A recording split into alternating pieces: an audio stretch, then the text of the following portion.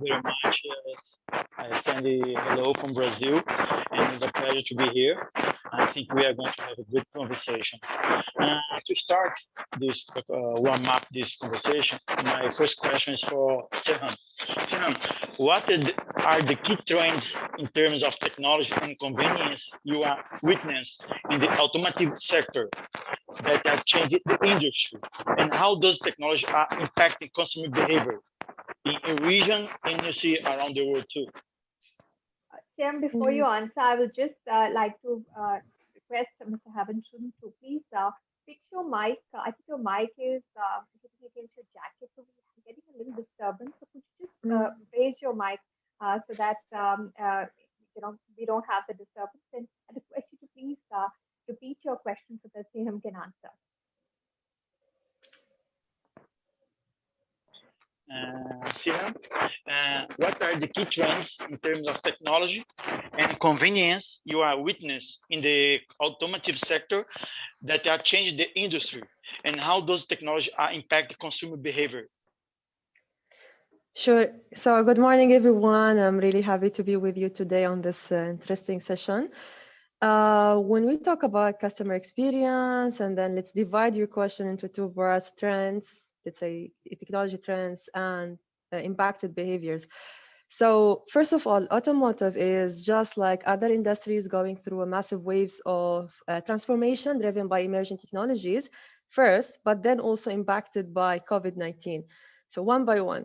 Emerging technologies here, we're talking about so many, let's say, initiatives or even technologies that I would like to divide them into two parts just to simplify it.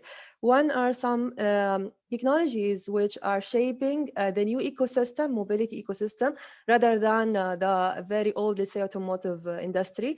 Now we are more talking about mobility ecosystem, which is integrated with other different, let's say, new ecosystems disrupted by also the emerging technologies.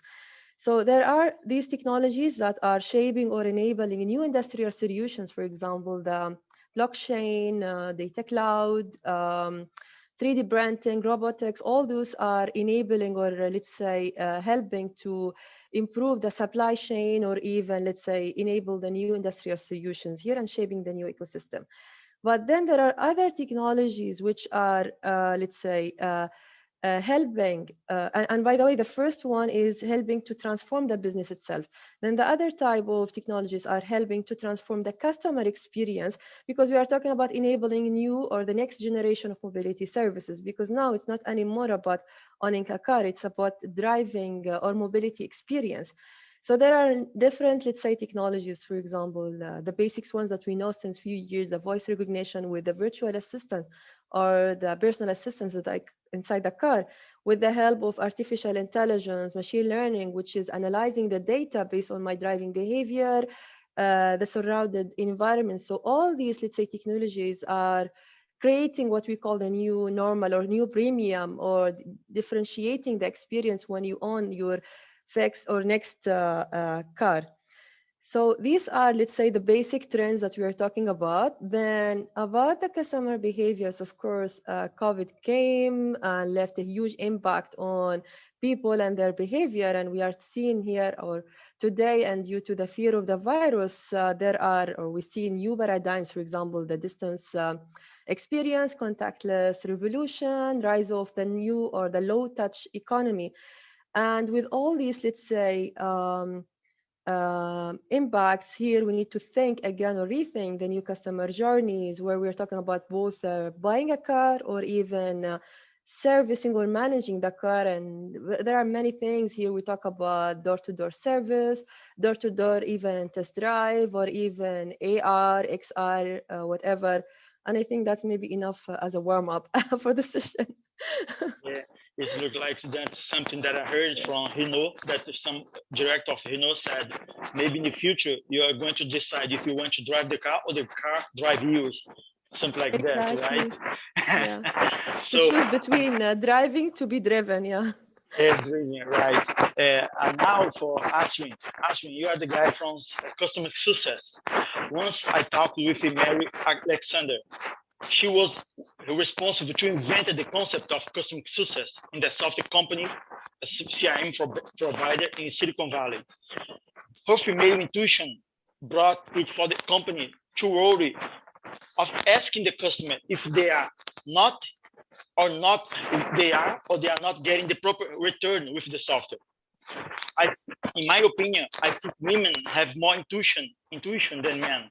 Is that possible to put this in female intuition in the software as web engaged that you represent, and or in the data of the company to help decision maker to bring the digital intuition for the business?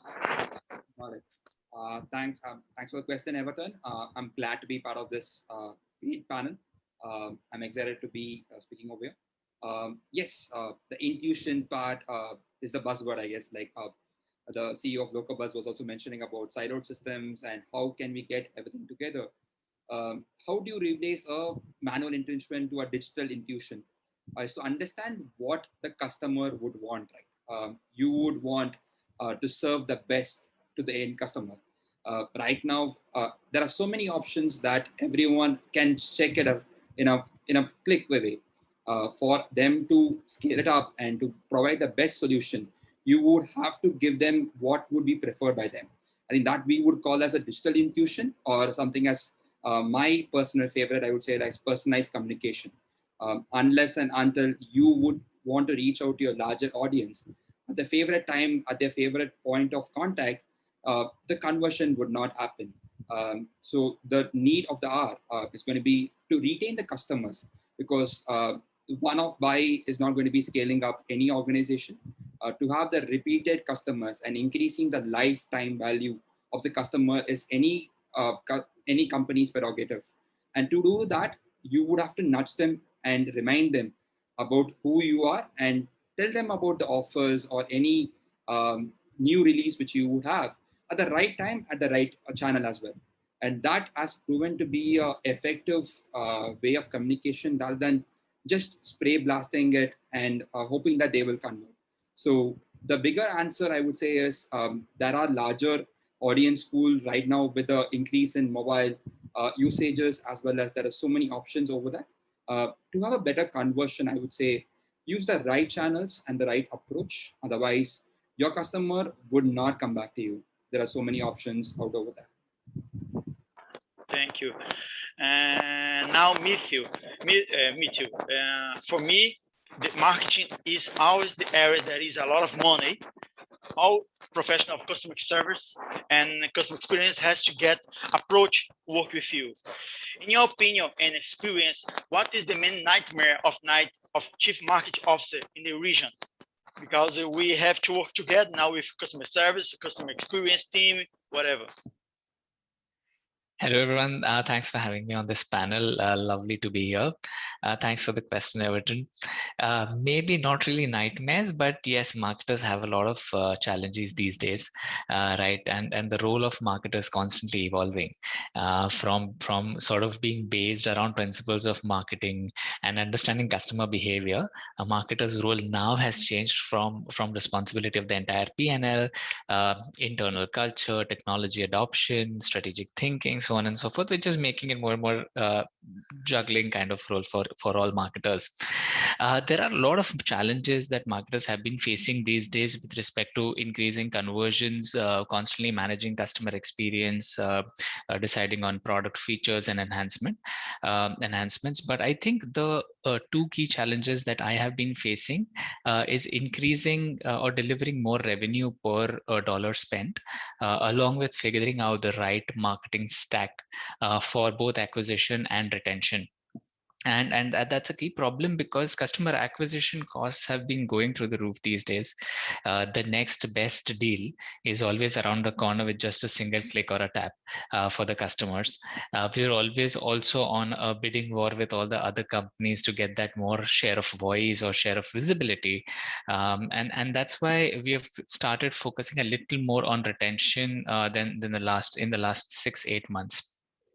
We've observed that retention also is giving us lower cost of sale, which is about 15% of the acquisition cost, which is a massive shift for us as well.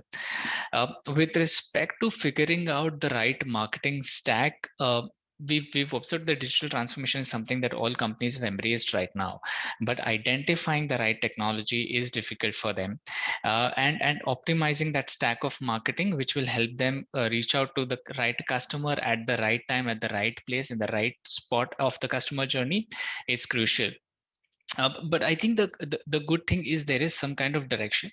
Organizations need to find out the technology that is more suitable and aligned with the kind of resources they have. And that's why I keep saying that organizations need to embrace a crawl, walk, run approach instead of, because there are so many marketing technologies to choose from, right? There are more than a few, and every marketing technology is focusing on acquisition, customer data, CRM, CDP bundle, etc. And that's why I feel what is important is to align with the technology that is also in line with your resources and your technical capabilities, and a technology that can help your customer service team do justice to the customer at all points. Thank you. Now, one of the goals of this event is to help companies shifting from customer engagement from reactive to proactive. I see it like a marriage. In the most of marriage around the world, there are always one proactive person and another reactive.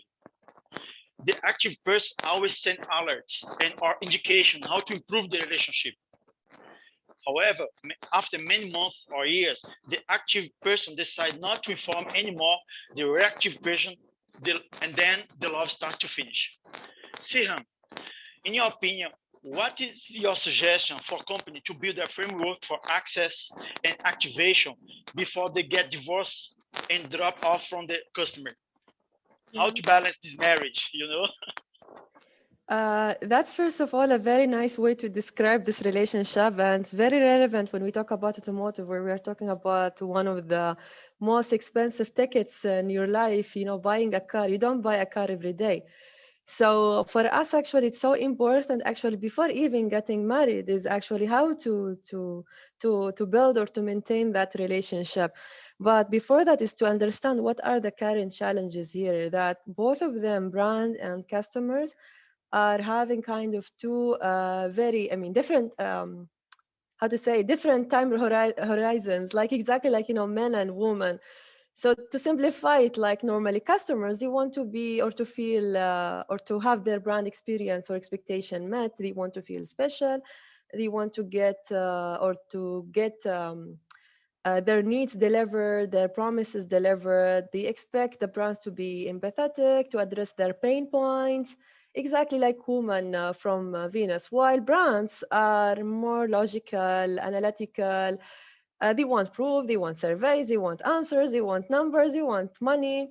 They are exactly like brands from Mars. But this is not really the challenge, because the moment that they understand each other, it will be fine, especially now with the data.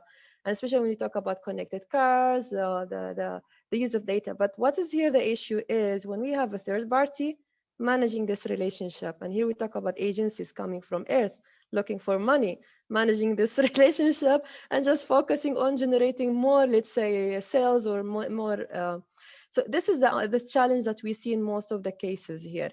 So coming back to the question, how we avoid that? Of course, here, with the right use of data, this will help us to understand the customers better. And also when we talk about from us as a business process, from the business viewpoint, because this is not only the issue, because also we are going more towards VOCA, more digital, where we need to answer in a quick, we need to do more with less investment. So in order to take a quick decisions, we need to have a proper, let's say, strategies or approaching. And one of them is design thinking, where the main point is to focus on the problems of the customers. If we always focus on the problems of the customers, here we will always focus in all our decisions on developing more solutions, but also meeting our business values and generating more business. And here we talk about improving the business of experience. So design thinking approaches, focusing on the customer needs, using all these emerging technologies for both matching the problems, needs, solutions, and business values. So I think if we work on this, we will be able to satisfy both our COOs and customers. Yeah. Yeah, thank you. I'm a consumer who want to have a little effort as possible when dealing with a company. Sometimes I'm a lazy consumer. However, many companies have not yet reduced the effort of the employee to deliver this exceptional customer experience. There are still many companies that use dozens of applications, including Microsoft Excel as a repository of customer data. Answering, what do you suggest company? What do you suggest company to achieve in the coming years to offer a 360-degree view of the customer during the multi-channel experience, but with less effort for customer and employee? Comes sometime the employee pay the price to offer the customer experience. How to reduce this effort for employee and for customer? Got it. I think I would take it up from Mithal's point as well. Mithal did mention about how many touch points are available right now. There are so many options right now. Within COVID times, there is a combination of both an offline world plus an online world. And we see it even going further, merging the lines. Any interaction which you do in an offline world, let's say you buy from a retail store, the communication should be seamless, that you don't get the same product notification next week. You would want to get a different product, you would want to get an accessories to the product, and so on and so forth. Maybe like a Siam, they would have sold a Renault car. They would want to get services offered and not any more offerings on this Renault car itself. So that's where the overall 360 degrees view come into play. So it's important that the offline information gets combined with the online information and all the touch points become seamless. So you would want to touch base with the Saudi customer at a 10 a.m. where we have seen as a proven better conversion time via SMS or a push notification versus another region player, which can be preferred via an email as well. So it depends upon who your target audience is, understanding who the customer is, and then giving them the relevant contextual messages. So again, to quote the Netflix example, unless and until we show the relevant messaging to the end customer, it's going to be very difficult to retain them or to have a better conversion from them. So it's important at this point in time to get all your data information. The keywords mentioned by Mithal includes the CDP or marketing automation. There are so many data right now, but it's important that we bring all the data together and use it relatively and which is relevant for the end customers, and send those conversations to the respective people. That would lead to a better conversion at the end of the day for everyone. Okay, thank you. In my observation, in the last 2 decades, marketing was focused in hunting customers. Now, with this focus on the customer experience, the team of marketing, CRM, and CX must become like farmers of customer. It means take care of the relationship long term. Okay, Mithil, in your opinion, how company must hire and maintain the new department of customer relationship manager? It will be above, in the same level of marketing, above, together. What you think will be this department? It's a very, very valid question, Heverton. We've been observing that over the last few years, companies were only focusing on acquisition, but that sort of worked out well because they had multiple data points and actionable data points. But now the game's shifting towards retention, and even a 5% retention can lead to about 125% growth in the revenue. So at Danuboom, what we've done is we've created a team called the Customer Delight team, which not only focuses on acquisition, but we talk about concept selling and giving the customer that VIP treatment. And we have a velvet rope approach for those customers who buy frequently from us. So we've done a basic RFM analysis, and any customer going above the threshold of 3x3x3 qualifies for a VIP customer, and that's how we've extended the velvet rope towards them. So with this VIP program, what we're doing is apart from other giants in the region who are offering free delivery, we are of course offering free delivery, but beyond that, we are also offering 48-hour delivery, free deliveries for all orders for the entire year, 5% additional off over and above the existing discounts, 24-hour query resolution, no questions asked, return policy, discounted prices for our home services vertical, etc., etc. So what we understand is a customer may have found you over Google, then may have gone through your Instagram profile, then may have gone through a Facebook reviews, some other reviews as well, and finally landed on your product page to buy a product. After that customer's bought the product, you can actually talk about concept selling and increasing the bucket size or the CLTV of the customer. And one good customer can actually bring you 12 similar customers as well. So any customer qualifying above a 3x3x3 will also sort of get a similar looking customers for us. So that is what we've been sort of working on. We've also launched certain referral programs wherein we are offering an incentivized scheme for the referrer as well as the referee for up to 3 purchases that they do. So out here at Danube Home, we've very clearly mandated that any customer coming to our platform has to be given that velvet rope VIP treatment. And we certainly believe that one good customer can bring in about 12, 13 very, very good customers as well.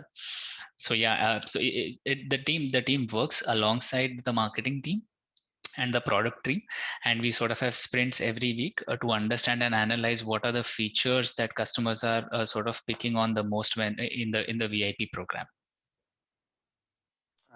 Okay, thank you. As I'm in the last 15 years, I'm using social networking. It means that many of my habits, behavior data, and preferences are public on the internet. With those available data of me, company could create intelligent and relevant company to obtain my attention. The problem is that, in my opinion, the problem is that most of the offering I receive are from companies that they are offering product that they want to sell to me, but not what I really need. Sirhan, any guess or suggestion how company be more effective in actionable insight and campaign, how to balance obtain all my data of the customer, and how to balance the offer what I need, not what they want to sell for me. You make myself clear?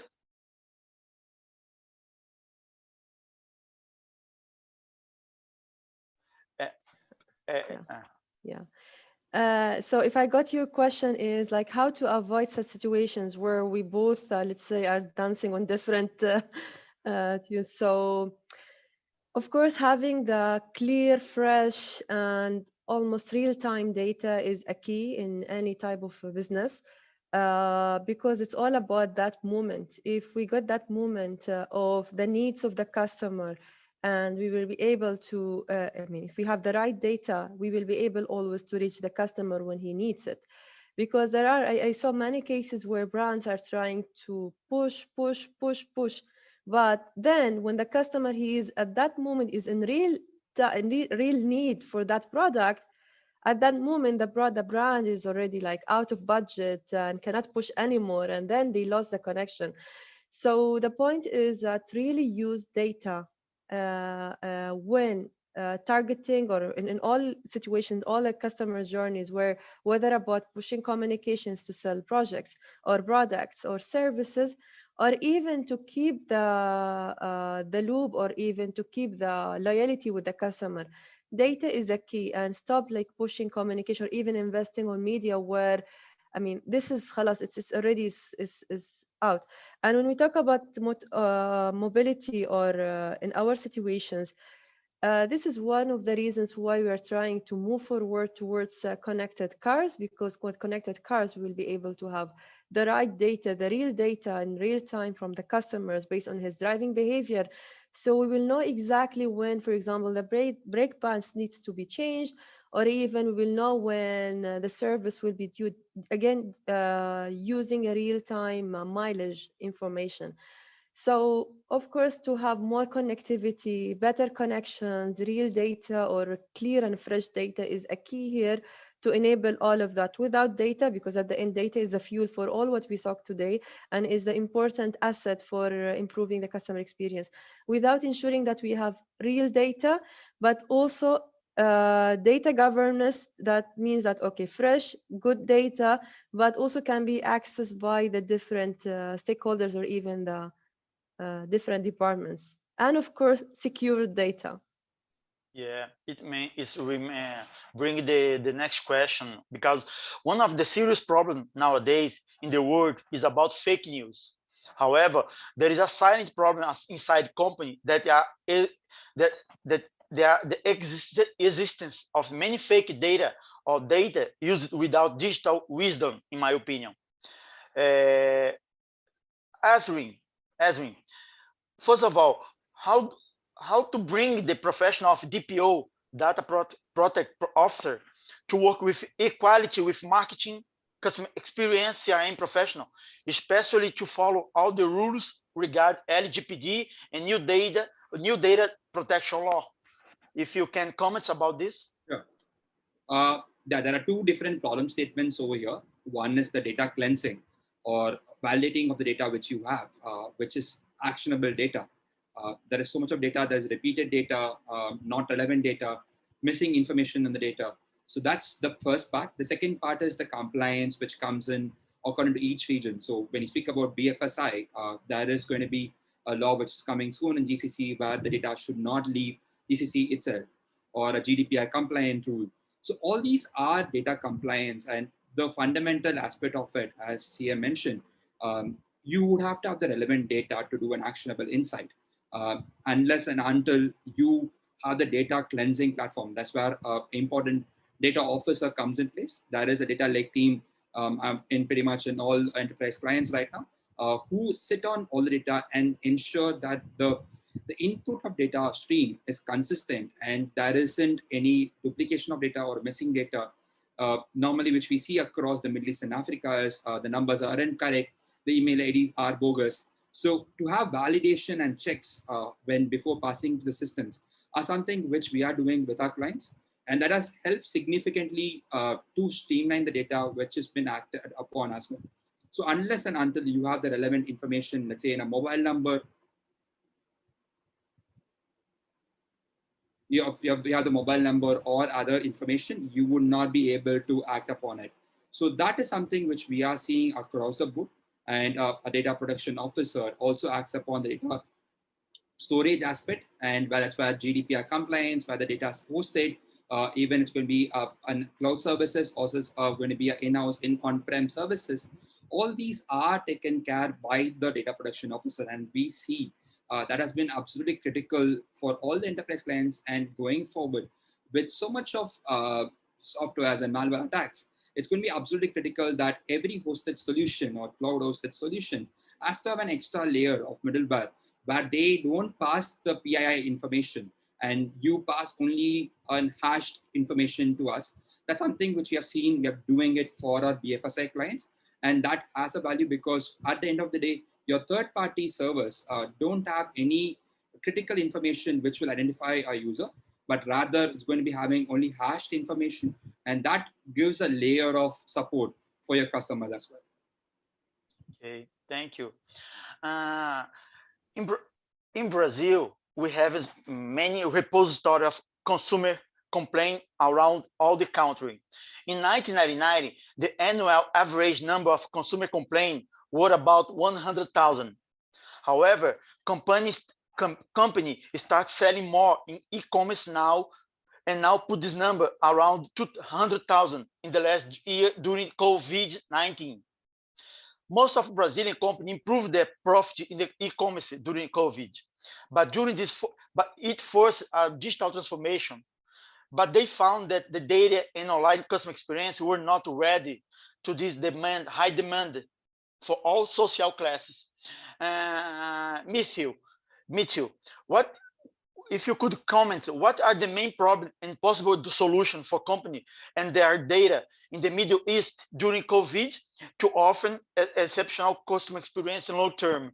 Because now, okay, we had to make the digital transformation. What do you think will be the next step?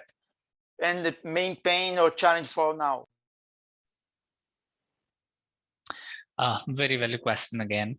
All right. So what we've noticed over the last few months is COVID really gave exceptional growth to e-commerce in this region, and companies were overwhelmed with the kind of customer base that they acquired during COVID, right? However, a lot of these firms were not ready to service the customers' requirements. While there were massive efforts in acquisition, there were very few efforts put in customer experience and improving the customer journey. And very, very basic examples I will give you.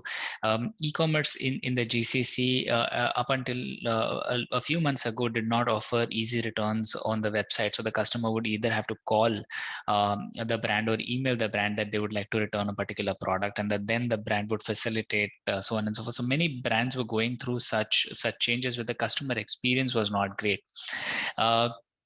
Similarly, with respect to easy payment options, the customers would have to call the banks to get the EMIs, etc., resolved, and that is how the purchases were facilitated. In my point of view, there are two questions or other two parts to this question. One is with respect to customer experience. Today, if the brands only go through or do a temporal proximal analysis of the data that they have, there will be thousands of data points with respect to where the customer is spending most of the time, what kind of products is the customer looking for, how easy is the navigability of the site, how fast is the site, what kind of scroll depth the customer has to go through to find the right product on the website, etc., etc. With respect to customer experience, that can really give a lot of insights to the brand. Example, for our brand, we observed that there were a lot of requests for callbacks from our customers on email and on our WhatsApp chat, which made us add a request a callback button on the website at the very top, so that the customer it would become very easy for the customers to sort of call back. And that is a front end. The back end, we made a very, very nice system where where there would be easier call routing, and there would be dedicated people to resolve customers' query, and that is where we talk about 24-hour query resolution as well. With respect to data and making the data more actionable, the data privacy laws are becoming more and more comprehensive, and the standards that advertising companies are setting up is making very difficult for brands like us to marry the first party data with the third party data, right? Google has said that by 2022 they will be phasing out third party cookies on the browsers. Apple has already started stopping cross app activity tracking for brands as well. So it is going to become more and more important for brands to action on the first party data. And that is also where I think CDP sort of comes into the picture, because CRM and a CDP bundle sort of comes into the picture because it ties the customer data and gives a 360-degree customer view, so that brands can then focus on creating robust data profiles, giving personalized experiences to the customer, unifying data and delivery systems to stay engaged with the customer through the entire marketing life cycle. So I think that sort of makes the crux of this question as to how brands can solve the data issue and the customer issue in one go. Yeah. Ashwin, okay, we will talk about in other panels of this event about less interaction, how to digital interaction, but many of the customers continue relationship with the company because the kindness offer for the people who in the channel. How to digitalize everything, how to offer good digital experience, but how company build and keep the kindness in the channel, digital moments of the offer the customer, what they are relevant of the people in the channel, or bring the kindness of the company in the digital world. Got it. So I think, as Method mentioned, you understand the soft signals from the customer. Unless and until you read through it, you will lose the customers. It can be as simple as being available on a chat, being available on a phone call, having a 24/7 network. All these are things which has shown proven in customer experience and customer enhancement. All these come under the customer delight option for us. The engagement strategy can be through a two-way communication or through a one-way communication. But having those channels open up gives you the customer centricity. And unless and until you're going to be empathetic to customers, customers have multiple options to choose from. So at this point of digital nature, having maximum touch points and opening it up at the relevant juncture will give you a better conversion, and also in terms of having the relative contextual messaging being sent across as an organization.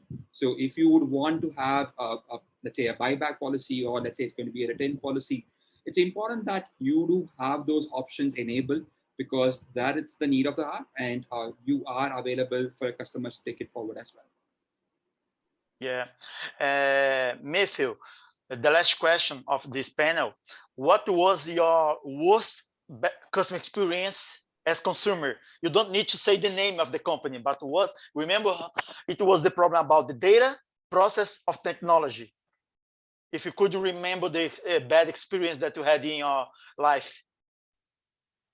It's from the region itself, because I'll not name the brand. So very, very prominent brand, a luxury brand, which sort of kept reaching out to me across digital channels on email, Facebook. And I'm sure they must be using some of the marketing automation tools as well to constantly prospect and remarket to their customer base. So they spent a lot of money on acquisition, and when I went on to complete the purchase and I did not like the product, the returns policy was nowhere close to where the brand usually sets the standards. So to return the product, I had to visit one of their stores in a particular mall and give the product back. And the return policy in itself took about, the return process in itself took about 20-25 days for the refund to even reflect in the account. And there was no calling option to the customer service. There was only an email option. So I think that sort of doesn't go well with what the customers expect the brands these days. These are entry-level things that any e-commerce needs to have, right? So the easy delivery, no returns policy, easier returns, quick refunds, etc. These are all expected by the customers. But a very prominent and luxury brand giving this kind of experience was not expected. Yeah. So I appreciate to talk with you, 𝐂𝐮, Ashwin. Thank you very much. We'll see you soon, or there, or here in Brazil. Thank you, everybody. Sure, Everton. You were lovely today. Okay, thank you. Anisha? Thanks.